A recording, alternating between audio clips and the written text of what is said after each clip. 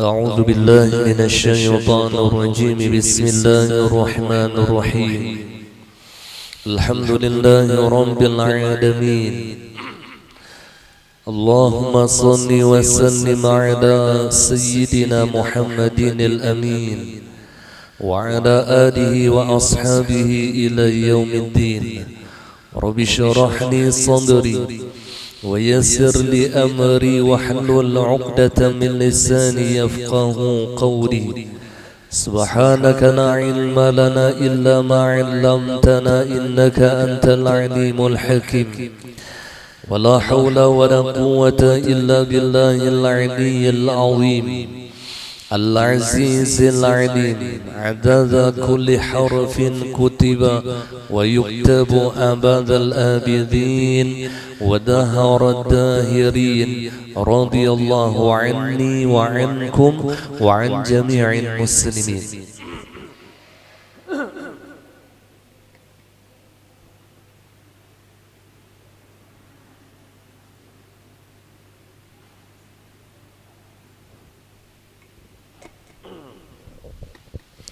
قال المصنف رحمه الله تعالى: ونفعنا به وبعلومه في الدارين آمين.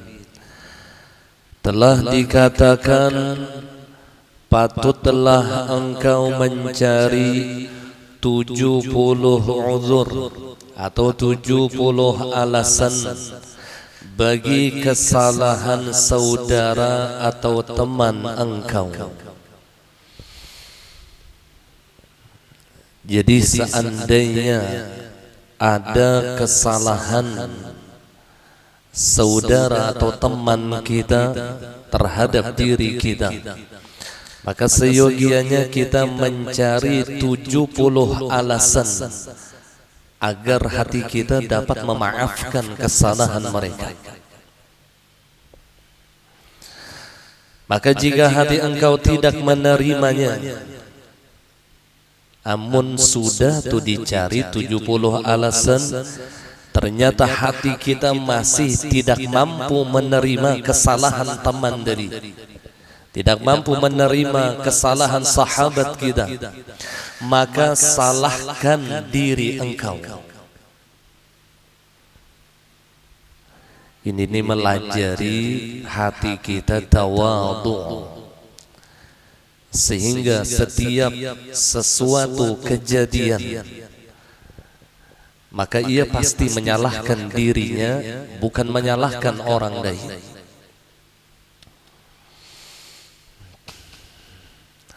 Bahkan seandainya ia di dalam kebenaran sekalipun, karena hati kita tidak mampu menerima kesalahan orang lain, padahal sudah kita datangkan 70 alasan. Macam-macam alasannya lah. Misalnya lah, ada kawan mau ambil duit seorang, nah itu timbulkan alasan di hati kita. Kalau inya pas kada berduit, kalau inya ada hutang, 2 sudah. Kalau anaknya kehabisan susu, 3. Kalau bininya menuntut macam-macam, 4. Kalau inya juga ada hutang di lain, 5.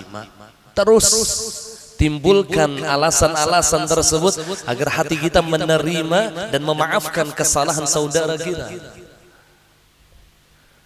Tumbuhkan alasan tadi. Nah, seandainya berbagai macam alasan sudah kita datangkan di dalam hati kita, tapi masih hati kita tidak memaafkan kesalahannya, maka yang terakhir kata beliau, salahkan diri kita.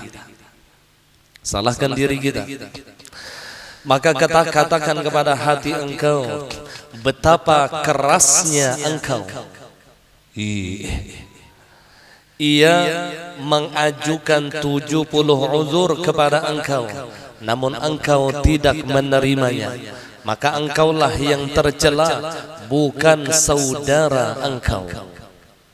Lalu di situ kita merasa lebih hina daripada saudara kita karena kita tidak memaafkan kesalahannya.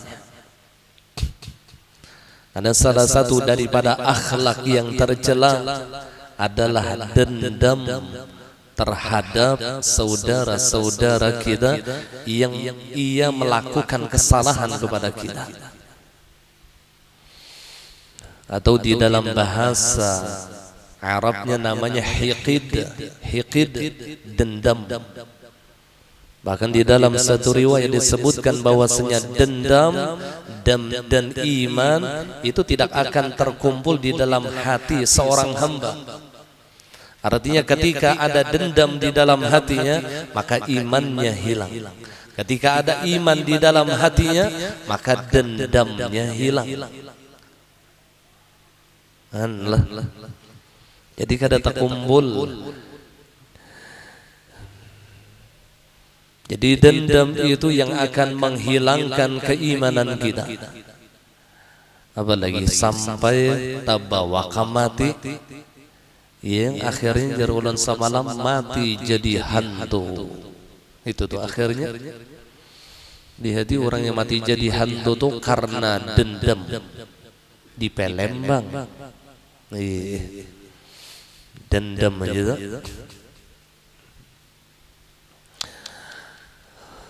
Mudahan Allah hilangkan dendam di dalam hati kita.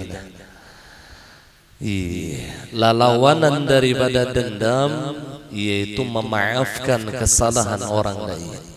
Wal 'afina 'anil nas. Setengah daripada ciri orang yang takwa kata Allah, ia mudah memaafkan kesalahan orang lain. Bahkan sebelum orang itu meminta maaf kepada dirinya, ia sudah siap untuk memaafkan kesalahan orang lain. Orang doh belum lagi datang minta maaf, mun kita nilah hakun aja unda memaafkannya, asalnya datang sujud di batis unda. Allah, daripada sombongnya hati sorong deh. Maka akhlak orang-orang yang saleh, orang yang zalim kepada mereka, belum orang ini meminta maaf, mereka sudah memaafkan kesalahan mereka. Karena mereka berharap ketika hati mereka dapat memaafkan kesalahan orang lain, maka Allah memaafkan segala kesalahan dan dosa-dosanya. Itu harapan kita. Karena ciri orang itu mendapatkan ampunan Allah ketika hatinya dapat mengampuni kesalahan saudaranya. Itu cirinya tuh. Jadi mun hendak tahu kita nih, apakah Tuhan mengampuni dosa kita kah? Kadang lihat di hati kita, apakah hati kita sudah memaafkan kesalahan orang lain? Apakah hati kita sudah mengampuni dosa orang lain kepada diri kita? Apabila belum, berarti Allah belum mengampuni dosa-dosa kita. Ini cirinya tuh di diri sorong juga. Cirinya dah.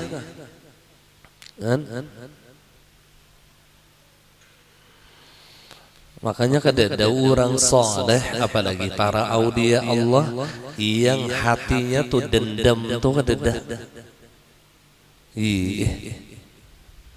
Apabila ada dendam di dalam hati mereka, berarti bukan orang saleh. Ngaran aja saleh, tapi bukan orang saleh. Ya Rasulullah. Ini ada orang yang ngaran sabar tapi panyarikan benar. Siti Sabariyah. Hari-hari bemamai gawian. Jadi dirubah aja sudah ngaran jadi Siti Penyarikan. Ada juga pengaran utuh Ramadan. Puasa ada. Haur buka bila Ramadan ngaran utuh Ramadan. Ada memadai lawan ngaran lah. Dan mudahan Allah letakkan di dalam hati kita inilah sifat pemaaf. Dan puncak daripada sifat pemaaf, puncak daripada sifat pemaaf ketika di dalam hatinya ada sifat pemaaf, maka ia merasakan bahwasanya yang memiliki sifat pemaaf itu adalah Allah, bukan dirinya, sehingga ia tidak terhijab dengan sifat mulia tadi. Kadang merasa sorong tuh yang pemaaf kadang, tetapi karena tajalli daripada sifatnya Allah, lalu sorong kawa memaafakan. Jadi tolong Tuhan juga kita nih kawa memaafakan orang karena Allah betolong. Kada kita bang yang harap, kada kita yang harap.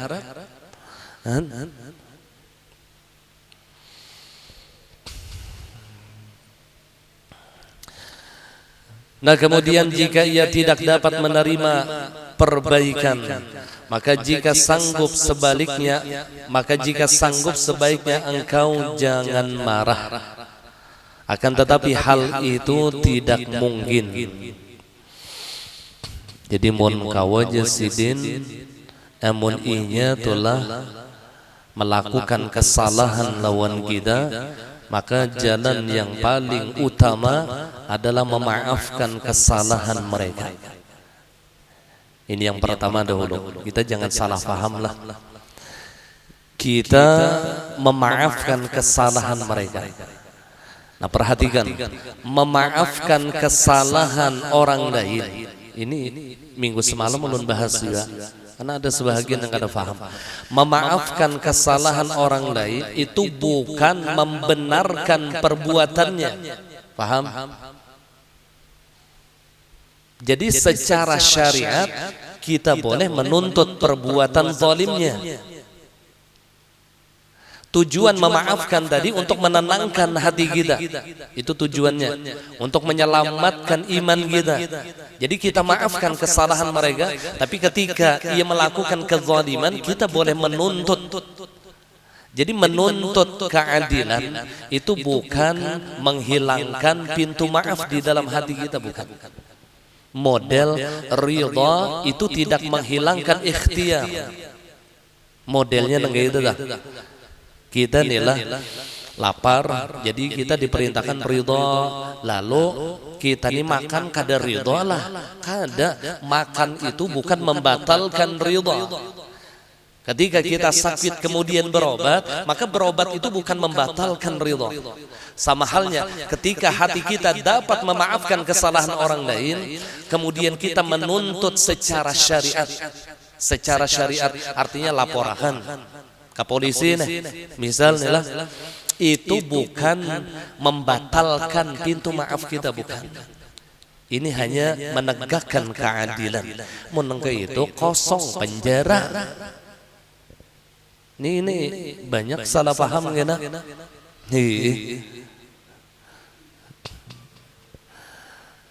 Biar aja jarinya mencuntan ayam unda maapakannya sudah.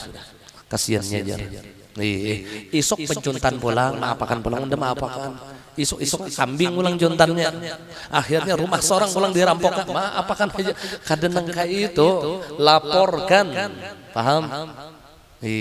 Tapi hati kita tetap berusaha untuk memaafkan kesalahannya, karena ia adalah manusia yang tidak luput daripada kesalahan dan kekhilafan. Al-insan mahallul khata wan nisyan. Jadi tuntut aja, boleh kita melaporkan. Apalagi kita ini negara hukum, laporkan aja.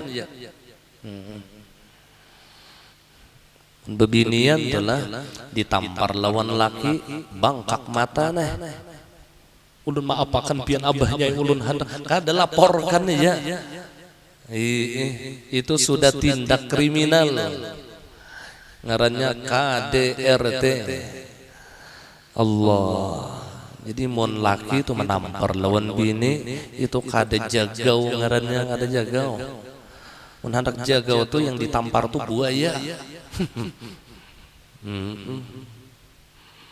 Mun yang ditampar bini kada pintar ngarannya.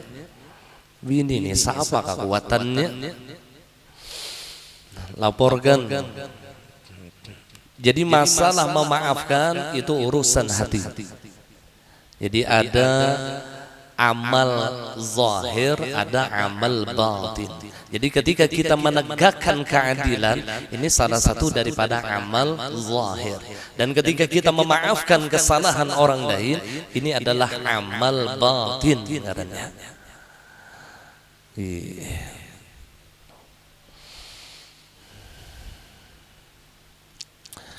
Allah.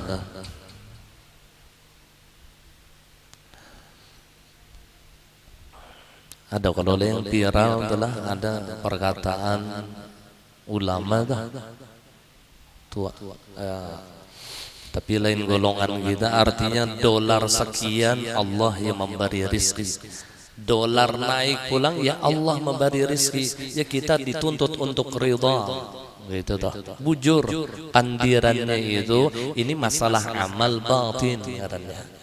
Kada salah apa yang ia ucapkan, tapi jangan dihubungkan dengan urusan syariat. Ini kezaliman namanya. Ini kezaliman. Jadi wajar ketika rakyat itu dizalim oleh pemerintah, mereka menuntut, itu wajar. Bukannya kada ridha, bukan. Ini menuntut keadilan. Allah. Jadi kita jangan salah paham mengkaji ilmu tasawuf tuh, jangan akhirnya tarawuf menghilangkan syariat. Ya ujar Imam Abu Yazid Al-Bastami, man tafaqqaha bi ghairi tasawufin faqad tafassaqa wa man tasawwafa bi ghairi tafaqquhin faqad tazandaqa wa man jama'a bainahuma faqad tahaqqaqa. Barang siapa berfikih tapi kada bertasawuf, maka orang itu fasik. Urusan syariat luar biasa, tapi batinnya rusak. Dipenuhi dengan sombong, dipenuhi dengan kibir, dipenuhi dengan riya, ujub, sum'ah, bahkan dendam di dalam hatinya. Maka orang ini fasik kata beliau. Sebaliknya, waman tasawwafa bi ghairi tafaqquh, barang siapa bertasawuf tapi kada berfikih. Mun kisah tasawuf ini luar biasa, hatinya ridha luar biasa. Dicuntan orang ridha juga. Anaknya minum, mabuknya ridho aja, kadang menagur-nagur gada. Bininya membuka auratnya ridho aja, kan saking kuatnya tasawufnya. Cuman kada berfikih, faqad tazandaq, maka orang ini zindiq. Ia masuk di dalam kafir, zindiq.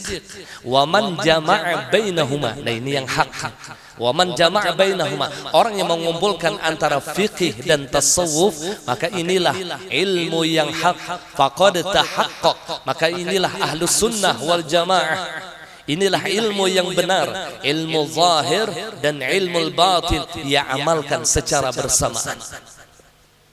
Jadi kita menuju kepada hadratnya Allah dengan dua ilmu ini, ilmu zahir dan ilmu batin, syariat dan hakikat. Syekh Abdul Qadir Al-Jilani beliau pun juga pernah mengatakan, al-haqiqah la tu'ayyiduha syariah fahiya zindiqah. Ini perkataan yang mirip. Hakikat yang tidak dikuatkan dengan syariat, maka itu adalah suatu kezindikan. Ngarannya kafir zindik. Kafir zindik itu bukan kafir yang keluar dari Islam tuh kada.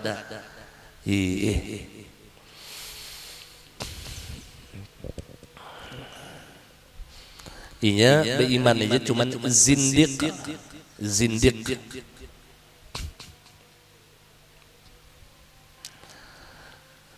Jadi kita menuju kepada hadrat Allah itu dengan dua jalan ini, syariat dan hakikat. Jadi kita di dalam syariat mendirikan amar ma'ruf dan nahi munkar dan menegakkan keadilan, itu hukum syariat.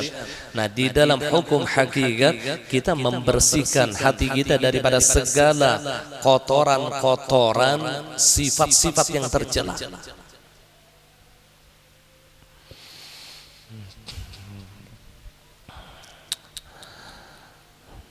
Nah kemudian jadi Jasidin akan tetapi hal ini tidak mungkin maulah Jasidin kita kada sarik lawan orang yang zalim, pasti sarik. Memang memaafkan itu pasti, tapi kezaliman kita kada boleh ridha dengan kezaliman. Asy-Syafi'i beliau telah berkata, barang siapa dibangkitkan kemarahannya, inya itu disuruh Tuhan untuk marah, sedangkan ia tidak marah, tapi inya kada hendak marah, ia adalah keledai. Jangan salah baca, kaladi.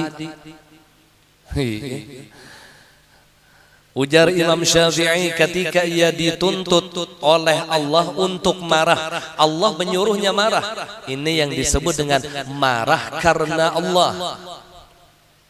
Jadi kita diperintahkan marah karena Allah, cinta pun juga karena Allah. Cinta karena Allah, marah pun juga karena Allah. Nah, marah karena Allah itu didasari karena orang itu sudah melanggar dari batasan-batasan syariat, atau ia telah melakukan kezaliman sehingga kita marah. Jadi marah kita ini karena Allah, bukan karena diri kita. Nah, yang dilarang itu marah karena diri kita. Iya. Makanya Rasulullah ketika beliau dihina, beliau tidak akan marah. Ketika beliau dizalim, beliau pun juga tidak marah. Tapi ketika agama Allah diinjak-injak, maka beliau adalah orang yang paling duluan marah. Itu akhlak Nabi kita Muhammad sallallahu alaihi wasallam. Coba akan menghina lawan Al-Quran, Nabi yang berdahulu sarik.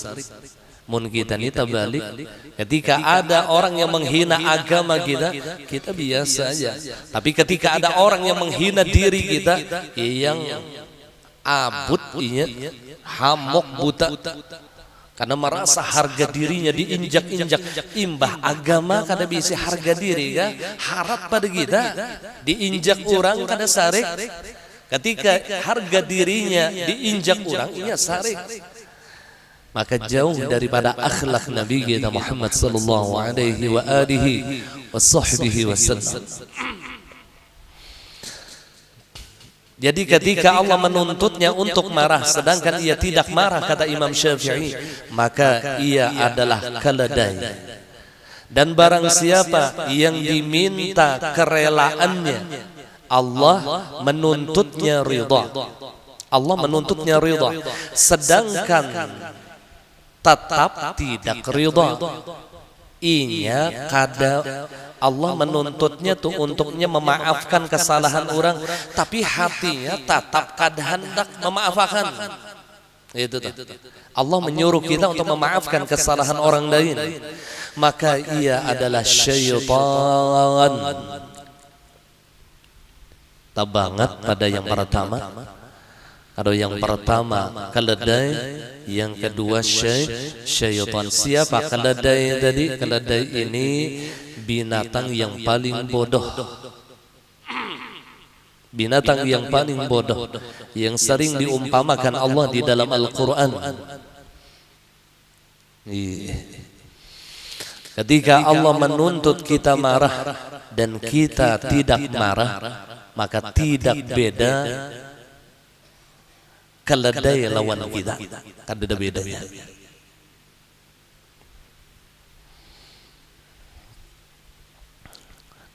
Makanya ketika kita melihat akan suatu kemunkaran, Allah memerintah kita untuk marah di hati kita. Yang ujar Rasulullah, apabila engkau tidak bisa mencegah kemunkaran dengan kedua tangan engkau, dan engkau tidak bisa mencegah kemunkaran dengan lisan engkau, maka paling tidak hati engkau marah ketika melihat akan kemunkaran. Wa dzalika adhaful iman. Maka yang demikian ini kata Rasulullah adalah selemah-lemahnya iman. Itu minimal sudah. Namun kita melihat kemunkaran tuh harus ada rasa marah di hati kita. Marah ini maksudnya kada setuju lawan kemunkaran.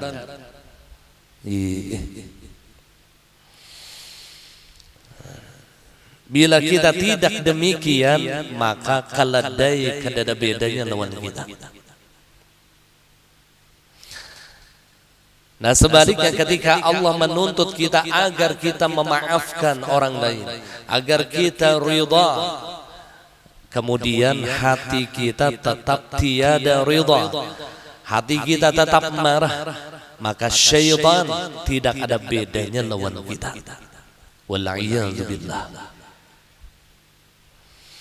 Ini mengatakan Al-Imam Syafi'i radhiyallahu anhu wa ardhah.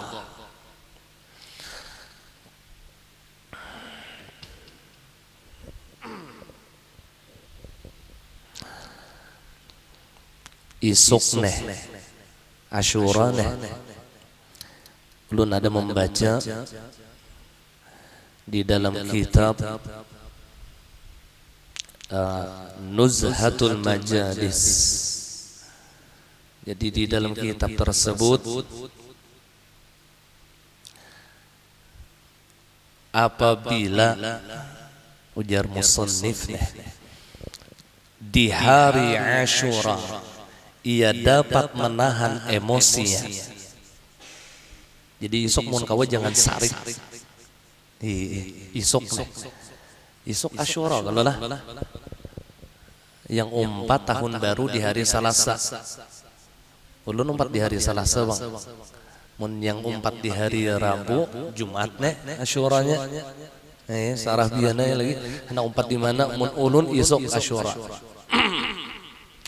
Ada mau dua kali ya sudah Asyura kada mau 2 kali. Gitu hari raya 2 hari yuk kita. Kita memilih salah satunya tuh memilih. Ada yang memakai hisab, ada yang memakai ru'yah. Kalau ulun lebih condong memakai hisab. Yang diperintahkan di dalam agama memakai ru'yah itu cuman di awal dan akhir Ramadan. Itu yang diperintahkan. Makanya ada hadis Rasulullah, sumu li ru'yah wa aftiru li ru'yah fa in ghumma 'alaikum fakmilul iddata 30 min Sya'ban. Berpuasalah kalian dengan melihat bulan dan berbukalah kalian dengan melihat bulan. Nah ini perintah Nabi. Jadi ru'yatul hilal itu hanya diperintahkan di awal dan akhir Ramadan. Selebihnya itu tidak diperintahkan ru'yatul hilal. Wahini habis ru'yatul hilal. Hari raya haji ru'yah juga. Karena pulang Muharram ru'yah juga. Padahal perintahnya itu hanya di awal dan akhir Ramadan. Ini yang mengucapkan Al-Habib Utsman bin Abdullah bin Aqil bin Yahya di dalam kitab beliau. Di luar daripada 2 ini ujar Sidin cukup kita mengumpati kalender. Cukup mengumpati almanak. Di luar daripada 2 macam ini nah.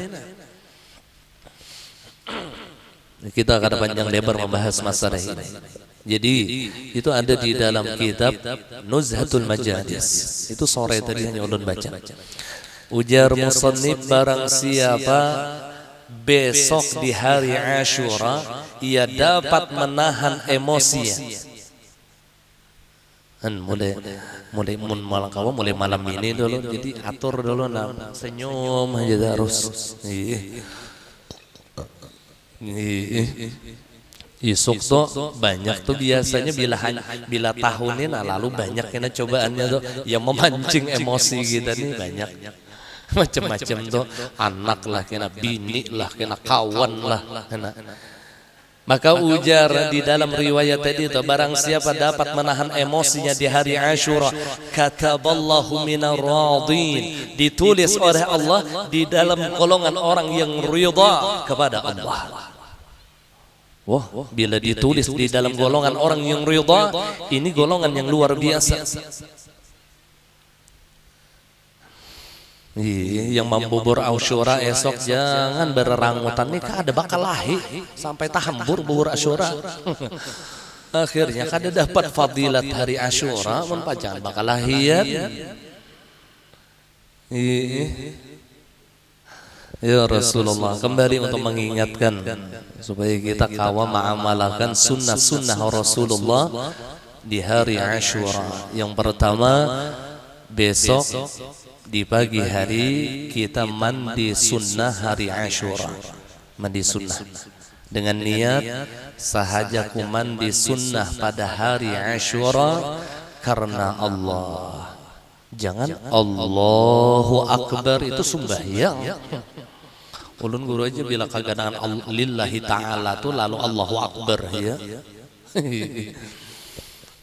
Jadi niatnya sahajaku mandi pada hari Asyura karena Allah. Nah, sunnah cara mandinya dengan mandi 9. 3 di kanan, 3 di kiri, 3 di tengah. Imbah itu pulang diulangi lagi, 3 di kanan, 3 di kiri, 3 di tengah. Ulangi lagi, 3 di kanan, 3 di kiri, 3 di tengah. Jadi totalnya 9 di kanan, 9 di kiri, 9 di tengah. Karena Nabi ketika beliau melakukan mandi wajib ataupun mandi sunnah, Nabi memakai mandi 9. Jadi mandi 9 ini bukan hanya terpakai di mandi wajib aja. Jadi ketika mandi sunnah pun disunnahkan kita dengan cara mandi 9. Jangan mandi 3 lah, mandi 3 tuh gini, 3 di kanan, 3 di kiri, 3 di tengah, tuntong sudah, itu 3 ngarannya. Kada guru aja, 3 tambah 3 tambah 3, 9 itu tambahan. Ini kita kada belajar tambahan. Ini kita kada belajar tambahan, lain kisah tambahan nih. 9 di kanan, 9 di kiri, 9 di tengah, dibagi 3. Jadi 3, 3, 3, 3, 3, 3, 3, 3, 3. Gitu tuh caranya tuh. Mandi jenazah pun gitu juga caranya. Mandi 9-nya tuh. Nah, imbah tuntong mandi 9. Imbah tuntong itulah bebaju segala macam dah, minjam cilak lawan bini. Ini bagi lelakian. Jadi baca lak esok niat mengamalkan sunnah Nabi. Di dalam satu riwayat disebutkan barang siapa baca lak pada hari Asyura, maka niscaya Allah peliharakan setahunan daripada penyakit mata. Baca lak, jangan tabal benar sejari pada mata. Itu ngarannya Deddy Corbuzier Bahari. Deddy Corbuzier jadi tobat sudah. Seadanya aja, asal baca lak. Nah, sedangkan fadilat orang yang mandi pada hari Asyura itu di dalam riwayat disebutkan, barang siapa mandi pada hari Asyura tidak akan disakitkan oleh Allah pada 1 tahun itu kecuali sakit yang membawa kematian. Jadi satahunan disehatakan lawan Tuhan, satahunan. Jadi bila ada garing itu pertengahan tahun siap-siap saja tuh sudah bawa okor, kain kapan. Kan jangan mati. Karena kata-kata di kitabnya itu tidak akan sakit setahunan kecuali sakit yang membawa kematian. Alhamdulillah. Gitu gue kada jadi ya. Sudah ulun aja memberi gair ngene. Allah. Naimba tuntong bacila mun gawa sumbahyang esok neh 4 rakaat. sembahyang sunnah mutlak. Jadi usolli sunnatal mutlaq arba'a raka'atin lillahi ta'ala. Dalam hati aku sembahyang sunnah mutlak 4 rakaat karena Allah. Habis Fatihah di rakaat yang pertama ataupun rakaat yang kedua atau rakaat yang ketiga atau rakaat yang keempat itu dibaca Al-Ikhlas 11 kali. Nyaman ya gawiannya, nyaman ya. Qul huwallahu ahad, Allahus samad, lam yalid wa lam yulad wa lam yakul lahu kufuwan ahad.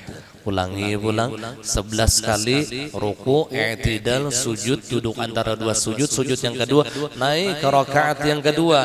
Habis tuntang Fatihah baca lagi Bismillahirrahmanirrahim. Qul huwallahu ahad, Allahus samad, lam yalid wa lam yulad wa lam yakul lahu kufuwan ahad. Diulang 11 kali. Nah, keempat rakaatnya sama. Nah, imbah itu tundong sudah, maka baca hasbunallah wa ni'mal wakil, ni'mal maula wa ni'man nasir 70 kali. Imbah tundong sumbah yang tadi tak? Maka orang yang mengamalkan salat 4 rakaat pada hari Asyura dengan kaifiat tersebut, Allah ampuni 50 tahun dosanya. Ada kegampangan, gawiannya paling 10 menit, Allah ampuni 50 tahun dosanya. Ya Rasulullah. Jadi sayang benar isok nih mun kada tagawi nah. Bagus di waktu duha tuh menggawinya tuh bagus. Niatnya tadi aku sembahyang sunnah mutlak 4 rakaat karena Allah. Habis Fatihah di rakaat pertama, kedua, ketiga dan keempat Al-Ikhlas 11 kali. Jangan Al-Ikhlas 11 kali. Enggak, itu jangan, maksudnya diulang 11 kali itu qul huwallahu ahad. Ini imbah itu pulang, amun kawan nih pulang cari anak yatim. Cari anak yatim. Mun pian kada dapat, datang ke atas ulun yatim juga. Hei. Allah. Kalau bang kada tamu ulun guru aja sudah posot aja kepala ulun ya ulun. Beri duit. Anak yatim yang belum balik. Kita ini tak balik sudah. Balik sudah. Jangan memperigah beparagah yatim. Cari anak yatim dan syuhud di dalam hati kita. Ketika kita bertamu lawan anak yatim, seakan-akan bertamu lawan Rasulullah. Kenapa? Karena Rasulullah itu yatim. Alam yajidaka yatiman fa'awa. Alam yajidaka yatiman fa'awa. Ya kelulah di dalam surah Wadduha. Artinya Rasulullah itu didapatkan Tuhan dah, bahasa lugat, bahasa yang terjemahnya tuh dalam keadaan yatim Nabi itu. Kemudian dipelihara oleh Allah. Jadi mun kita telah kasih sayang lawan anak yatim, hakikatnya kasih sayang lawan Rasulullah. Itu hakikatnya tuh. Jadi zahir batin dapat. Memang anak yatim ini pulang adalah ujiannya banyak yang pina mecal lah, banyak. Terkadang maulah hati kita sangkal tuh melihat lah. Karena memang ini ujian lawan kita. Mereka seperti itu karena tidak ada yang membimbing mereka. Tidak ada ayah yang membimbing mereka. Sehingga kita diperintahkan untuk kasih sayang kepada mereka. Dan khusus di hari Asyura, maka pusut kepala anak yatim, dipusut kepalanya, cari yang rambutnya tabal, memusutnya mulai bawah ke atas, nah gitu, nah, dipusut, imba dipusut bari duit, ada yang dipusut bener aja, tak usah saya rambut anak yatim, sudah sedangnya nyoba jauh ya, nah memusut 2 tangan ulang. Itu lain kasih sayang ngarannya. Jadi imba memusut bari inya duit atau bari iba dahulu hanya pusut supaya hakon sokok bedahulu. Hanya pusut, maka di dalam satu riwayat disebutkan setiap satu helai rambut yang tersentuh oleh telapak tangannya Allah jadikan syajaratan fil jannah, satu pohon di dalam surganya Allah. Ini menunjukkan ia berpotensi besar masuk ke dalam surganya Allah. 1000 rambut yang kena 1000 pohon Allah tanamkan di dalam surga gasannya. Udah gampang. Bahkan ulama menyebutkan pada hari Asyura itu adalah hari anak yatim sedunia. Dan Nabi menjanjikan kepada orang yang kasih sayang kepada anak yatim, ana wa kafilul yatim kahataini fil jannah, aku dengan anak yatim, dengan orang yang maharagu anak yatim, aku dengan orang yang kasih sayang kepada anak yatim, kata Rasulullah, kahataini fil jannah, seperti ini kata Nabi, seperti dekatnya jari telunjuk dengan jari tengah fil jannah di dalam surganya Allah. Untung benar adalah orang yang maharagu anak yatim. Untung benar. Iya. Sangalang-alang orang yang maharagu anak yatim baik kawini mamanya aja nyata. Jandanya dapat jar, anaknya dapat juga. Itu makam gonol benar pahala. Iya. Anda isok nah yang apalagi ada tetangga kita tuh yang anak yatim, tetangga itu yang paling utama dahulu. Mun tetangga ada di daerah misalnya Lontar tuh ada, lalu pian ka Lontar ka jauhan, tetangga dahulu diutamakan. Jauhan mencari anak yatim ka Lontar sana. Apalagi keluarga kita telah yang lakinya mati, anaknya masih halus.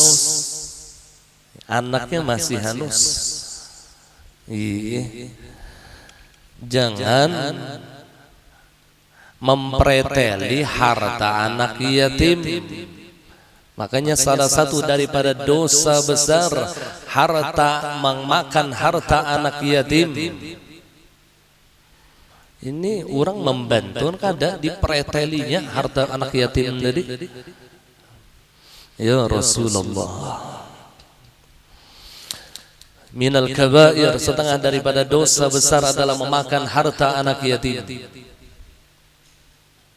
Ini yang sering terjadi inilah biasanya waktu ba'arwah yang bini bisi anak halus-halus, lakinya mati, ba'arwah memakai duit laki, menukar ayamnya, ini memakai duit warisan, ini duit anak yatim, ini ada bercampur di sini nih.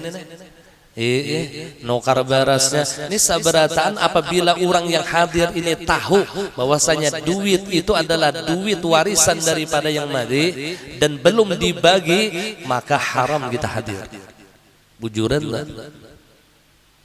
Karena waktu itu kita sudah mendukung memakan harta anak yatim. Jadi model ngeri-ngeri sedap juga. Kadang diundang orang ba'arwahan.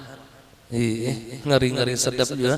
Bila melihat anaknya masih halus nih, ini bahaya nih yang dimakan nih. Apabila inya yang menyediakan makanan ini dengan harta si arwah nih lah, si almarhum belum lagi dibagi, artinya bercampur masih hartanya nih, maka orang ini makan harta anak yatim, dan ini minal kabair, setengah daripada dosa-dosa besar. Allah.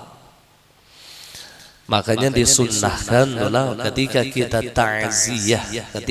ta'ziyah mengelangi orang yang meninggal dunia itu membawa amblok, artinya kita bersedekah gasan apa? Sedekah itu kena digunakannya gasan menyatu hari, mandua hari. Jadi kada tak pakai harta anak yatim.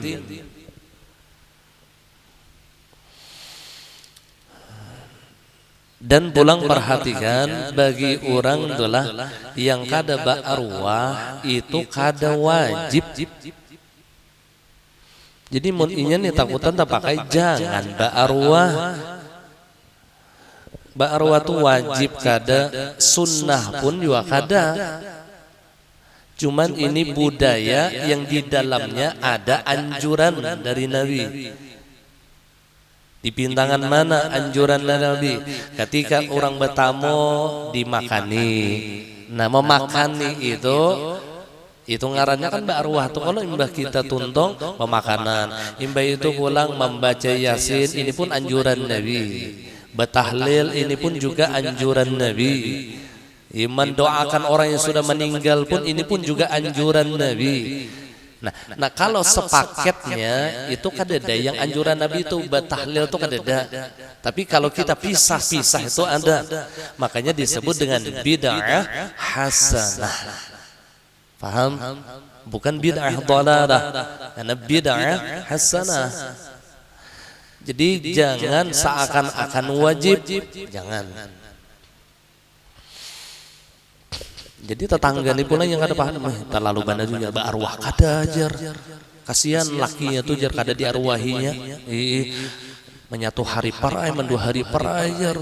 Kita yang bungol itu wajib kada.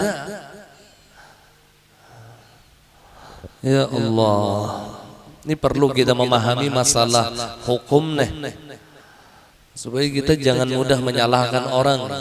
Apalagi yang meninggal ini diisi anak halus. Ini mun kawan jangan digunakan macam-macam. Harta anak yatim ini dibagi. Mamanya dapat, anaknya dapat. Kemudian harta anaknya ini dibagi, disimpani oleh si wali. Disimpani oleh wali. Siapakah walinya? Mamanya kah? Atau acilnya kah? Nah, disimpani untuk keperluan hidupnya atau pendidikannya kelak. Itu harta anak yatim. Dipindahnya anak beranak, dikotaki kan, cari akan kotak kena. Dipindah anak beranak, kasihan.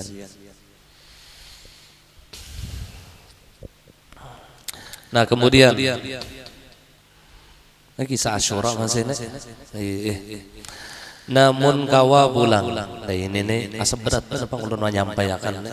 Ujar Nabi, barang siapa meluaskan nafkah kepada bini dan anaknya pada hari Asyura, ini bini tahwa makam sudah.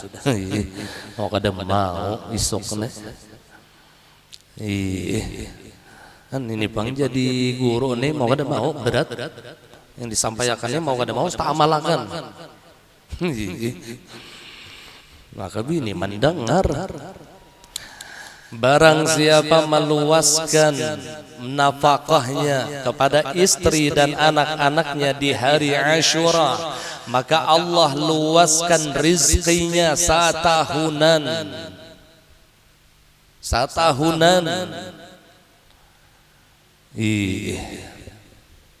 Jadi yang sugih nih isok bawai bini ka toko emas.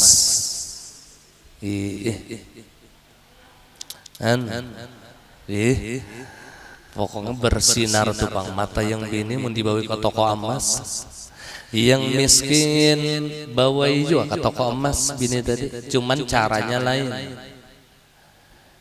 Jadi bila kena bini betakun ini kayak pegelangnya abahnya bagus saja lah, berdiam pian ranai aja.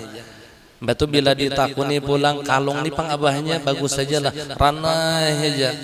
Bila ditakuni pulang cincin, ranai aja. Bila bini kena, kenapa pian mulai tadi berdiam aja? Aku umanya emang amalakan diam itu emas. Jadi kada perlu lagi sudah menukar emas karena diam ini sudah jadi emas bulikan kita. Kan ada aja kau aja akali yang aran banyak akal. Artinya emas dapat aja kan ada pepatah diam itu emas. Kan ada madah kan diam itu tembaga, ada emas. Dilebihakan esok memberi nafkah lawan bini dilebihakan. Dan orang-orang soleh meriwayatkan dengan mengamalkan apa yang diucapkan oleh Nabi, kata mereka, waqad jarrabna, sungguh kami buktikan hasilnya, setahunan kami dimurahkan rizki oleh Allah. Mengamalkan ini nah. Waqad jarrabna, kami coba sudah.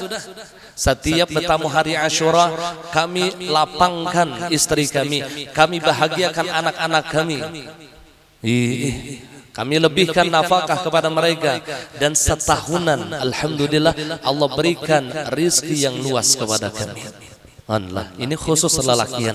Harusnya babina ini jangan mendengar bang lah, cuman mau kada mau ya.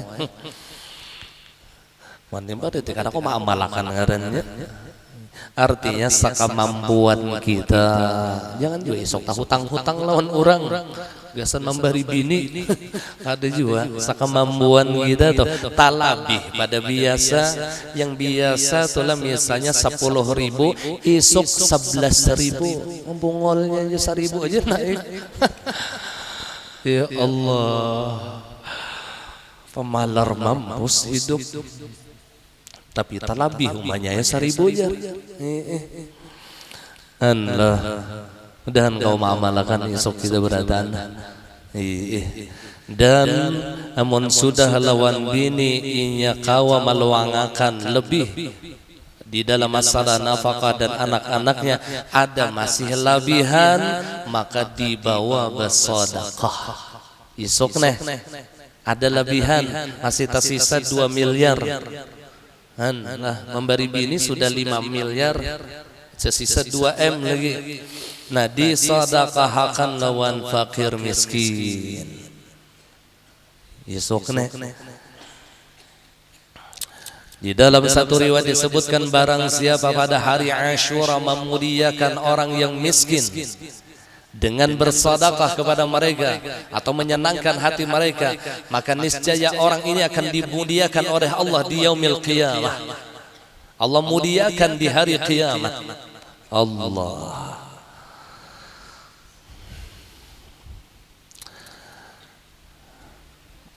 Nah kemudian habis sudahlah. Sebenarnya banyak kali amalan-amalan itu banyak. Cuman yang disambat tadi kan mun juga tak amalakan belang. Banyak sebenarnya doa hari Asyura itu ada, amalannya ada, bahkan ada sebagian ulama dianjurkan membaca Ayatul Kursi juga sama nangkai di awal Muharram lah 360. Di hari Asyura pun juga ada sebagian ulama yang menganjurkan membaca ayat kursi di 360 juga. Allah, ini bisa ngali kita tak amalkan sudah. Ada yang bina nyaman-nyaman aja dah. Yang paling afdal di hari Asyura itu ya puasa, itu paling afdal sudah. Mun kada mampu puasa, cari yang nyaman tuh kayak sedekah gitu dah. Mbah membubur Asyura bang Gurojar, itu sunnah Nabi lah, itu lain sunnah Nabi. Itu budaya yang di dalamnya ada kebaikan-kebaikan. Jadi membubur Asyura itu sunnah Nabi Nuh, bukan sunnah Nabi kita Muhammad sallallahu alaihi wasallam. Mbah baik aja lah dianjurkan, baik aja. Di pintangan mana baiknya? Sedekah. Yang seikung unda barasnya, yang seikung unda gasnya aja, yang seikung unda kacangnya, yang seikung unda mengumpul jagung, yang seikung unda tukang bantas saja ya. Allah, ada khusus tukang bantas saja. Sedekah ngarannya dah. Ini yang baiknya telah. Jadi budaya bubur Asyura ini ya memang bagus untuk dipertahankan karena di dalamnya berisi kebaikan. Pertama, menjalin silaturahim. Asal jangan bakal hian dah, itu aja. Asal jangan bakal hian. berramian aja, berramian aja.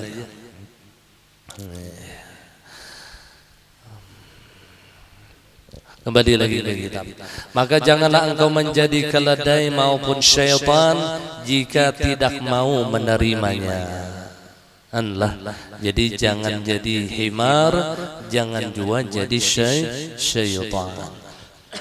Yang ketujuh, adab dengan teman. Wallahu a'lam bissawab.